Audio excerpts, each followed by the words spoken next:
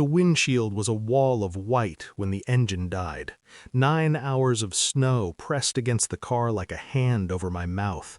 The clock bled minutes. The phone burned in my palm. I called my mother, because that's what you do when the world collapses into a ditch and your children are waiting at school with coats zipped to their chins and no one coming. She sighed. Not fear, not concern.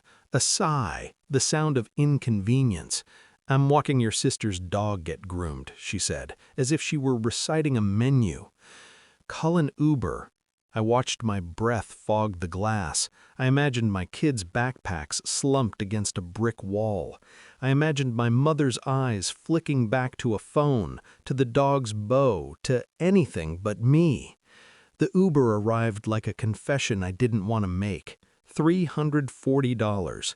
The driver didn't speak, neither did I.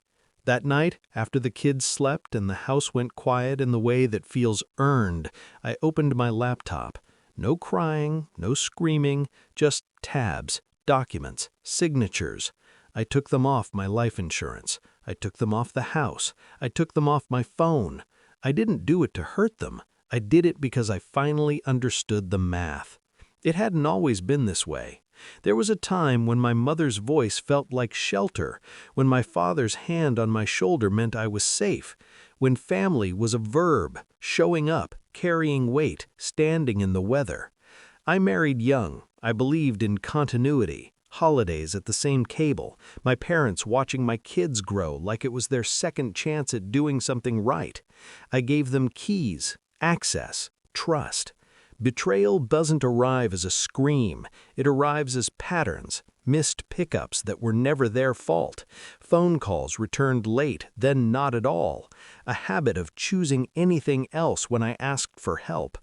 I told myself I was asking too much. I was tired. I was dramatic. Mothers get busy. Fathers get quiet. Then came the school nurse calling me while I was in a meeting, asking why no one had come. Then came my sister's Instagram story, brunch, mimosas, my parents' laughter blooming in the background like they hadn't forgotten something important. Then came the realization that when I needed them, they were always already somewhere else. The snowstorm just stripped the paint. I didn't confront them. Confrontation is for people who still believe the other side might change. I went silent, observant, precise. I met with a lawyer. I changed beneficiaries. I rewrote wills like a surgeon closing an incision. I stopped calling first. I stopped explaining. I stopped pretending. When they noticed, it was subtle. A comment here, a joke there. My mother asking why she couldn't see my location anymore. My father asking if something was wrong. I smiled. I said work was busy. I said the kids were fine.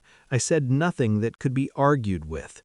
The divorce came later, clean, necessary, another door closing without drama. I learned that peace is often mistaken for coldness by people who benefited from your warmth.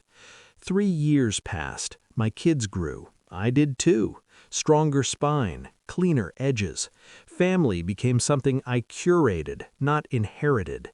Then the text arrived. Your dad had a heart attack. No hello, no context, just urgency, served like a bill. I sat at the kitchen table where I'd once planned holidays.